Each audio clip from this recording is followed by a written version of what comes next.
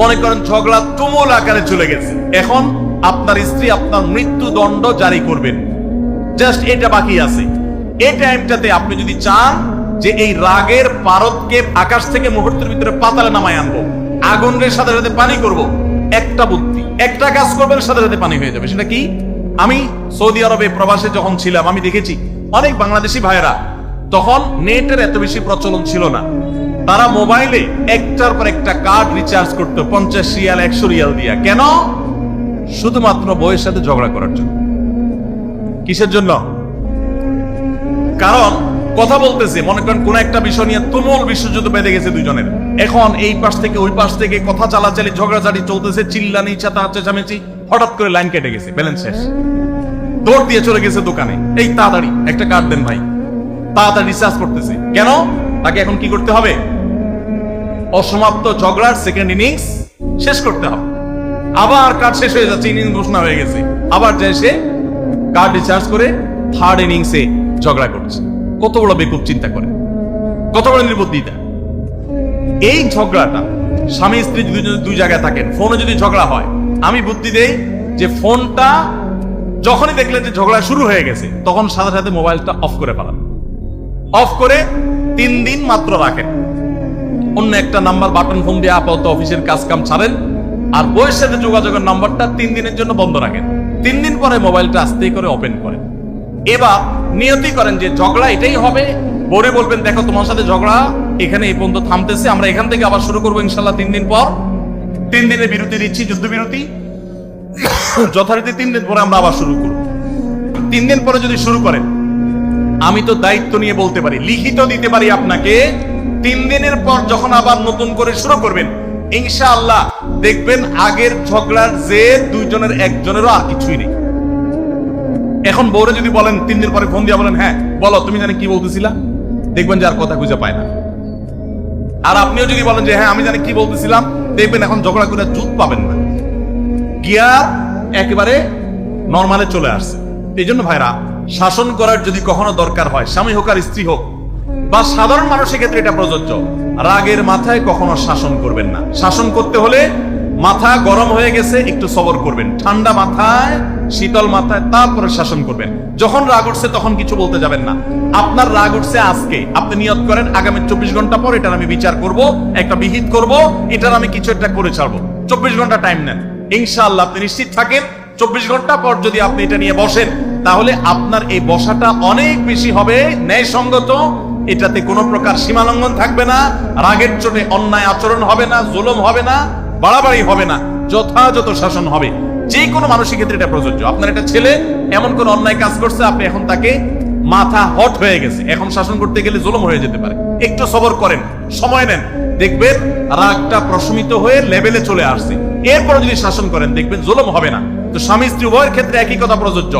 ঝগড়া যখন করতে মন চা, মেজাজ যখন গরম হয়, তখন না করে একটু পরে করেন, ক্ষমা করতে শেখা। দেখুন, ক্ষমা করতে না পারলে দাম্পত্য জীবনে কেন কোন জীবনে আপনি কখনো সুখী হতে পারবেন না। সবকিছুকে অনেক বড় করে দেখবেন না, অনেক কিছুকে ক্লোজ করবেন, ছোট করবেন, এবং মনে রাখবেন আল্লাহ তাআলা ক্ষমাশীলকে ভালোবাসেন। কোরআনে আল্লাহ তাআলা একাধিক জায়গা বলেছেন যারা ক্ষমা করে আল্লাহ তাদেরকে ভালোবাসেন। আপনি যদি বলেন যে কতবার ক্ষমা করব, যতবার আপনি আল্লাহর কাছে ক্ষমা আশা করেন, আপনি আপনার স্ত্রীকে, আপনি আপনার স্বামীকে, আপনার জীবন সঙ্গীকে, যে কোনো মানুষকে ততবার ক্ষমা করবেন। আপনি জীবনে একই পাপ কতবার করেন, আল্লাহ মাফ করবেন আশা করেন না?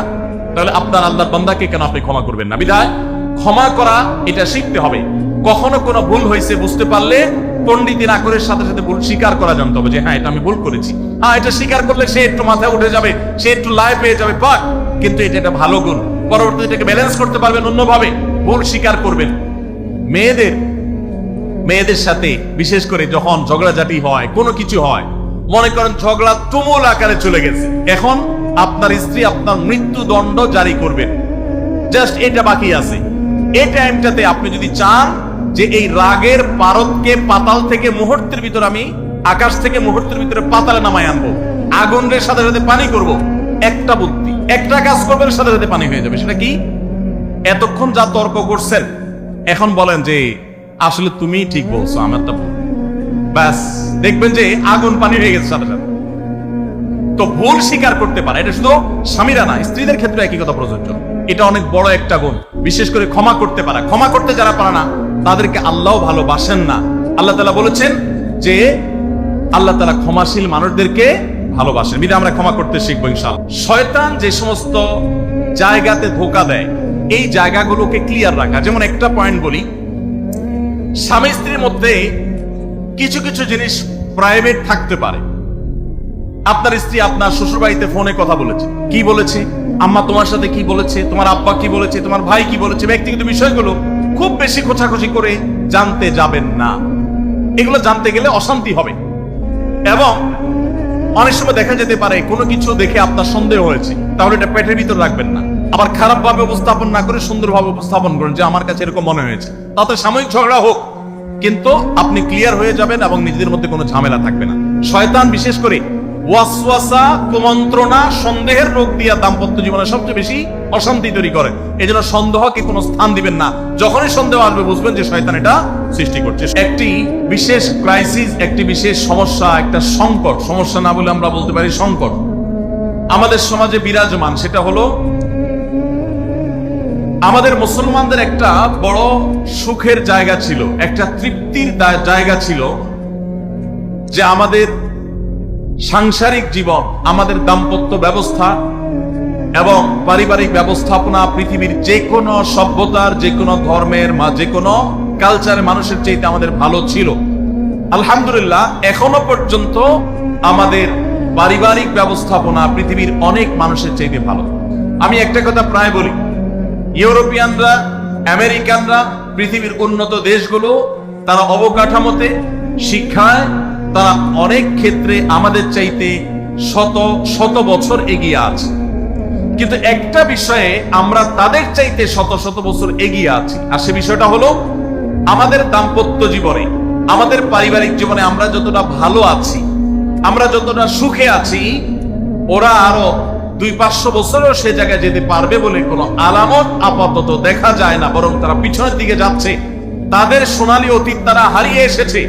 আমরা এখনো পারিবারিক জীবনে যতটা সুখ ভোগ করি, আমাদের দেশে, আমাদের সমাজে, মুসলমানদের মধ্যে সন্তানের সাথে মা বাবার যে বন্ডিং, বোঝাপড়া, ভাই বোনের পরস্পরের যে বোঝাপড়া, আমাদের স্বামী স্ত্রীর মধ্যকার যে সম্পর্ক, যে ভালোবাসা, যে সম্প্রীতি, যে সৌহার্দ্য, যে মমতা, যে স্নেহ এখনো পর্যন্ত বিরাজ আছে। পশ্চিমারা, ইউরোপিয়ানরা এগুলো কল্পনাও করতে পারে না। তারা জানেই না যে আমাদের এই সমাজে পারিবারিক সুখ এবং শান্তি আমরা এখনো কতটা উপভোগ করছি।